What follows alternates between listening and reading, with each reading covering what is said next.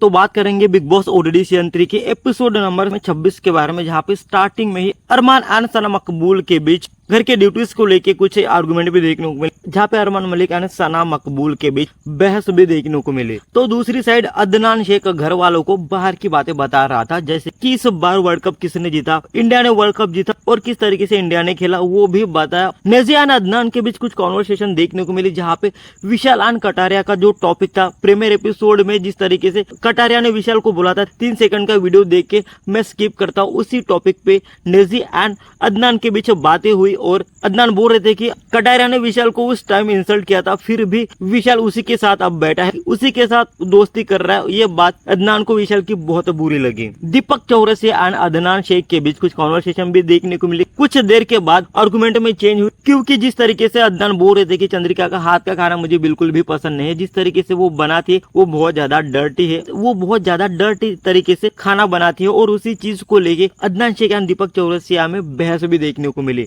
जहाँ पे मुझे लगा कि थोड़ा सा दीपक चौरसिया की डिसरिस्पेक्ट कर रहा था। उस टाइम भी अदनान ने बाहर की बातें घर वालों को बताई थी। उसके बाद बिग बॉस ने कटारिया को मैसेज किया कि बतौर बाहर वाला आपकी अवधि खत्म होती है, और अगर आपको फिर से बाहर वाला बनना है तो फिर से एक बार आप बाहर वाला भी बन सकते हो। अरमान मलिक कृतिका को बोल रहे थे कि अदनान को बहुत लोगों ने पीटा है और लड़की की वजह से पीटा है, लड़की का जो मैटर हुआ था उसके साथ, और उसी की वजह से अदनान को पब्लिक ने मारा भी है। फिर बिग बॉस ने सभी घर वालों को लिविंग एरिया में बुलाया और को अदनान के हाथ में एक न्यूज़पेपर थमाया और बोला कि न्यूज़पेपर को घर में रखो और तुम घर से बाहर निकालो, क्योंकि जो काम न्यूज़पेपर करता है वो काम तुम कर रहे हो, मतलब बाहर की बातें घर में बताते हो, तो इससे अच्छा है कि न्यूज़पेपर ही घर में रहे और तुम घर के बाहर जाओ। जिस तरीके से अदनान ने बाहर की बातें घर में बताई थी, इसी टॉपिक पे बिग बॉस अदनान के साथ बात कर रहे थे और बोल रहे थे कि तुमने घर का रूल्स तोड़ा है और उसकी वजह से तुमको सजा भी मिलेगी। बट इस पे अदनान ने सॉरी भी बोला, और इस बात पे बिग बॉस ये भी बोलते हुए देखे कि ये लास्ट वार्निंग है तुम्हारे लिए, अगर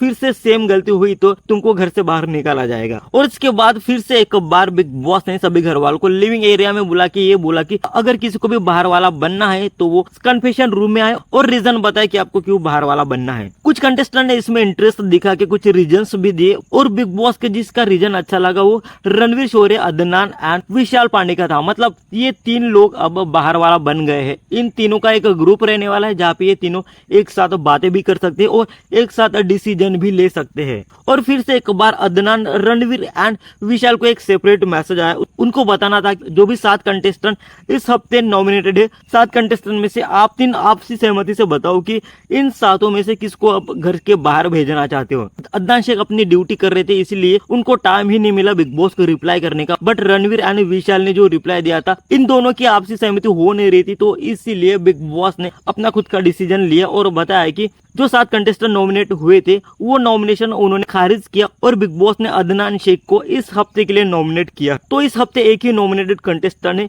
अदनान शेख एंड अरमान मलिक पूरे सीजन के लिए नॉमिनेटेड तो है ही। तो इतना स्पेशल था बिग बॉस ओटीटी सीजन 3 के एपिसोड नंबर 26 में, एंड आई होप ये अपडेट्स आपको अच्छे लगे हो, तो प्लीज कमेंट योर ओपिनियन, और ऐसे ही इंटरेस्टिंग अपडेट्स के लिए भाई का चैनल सब्सक्राइब करो, शेयर करो। Thank you so much.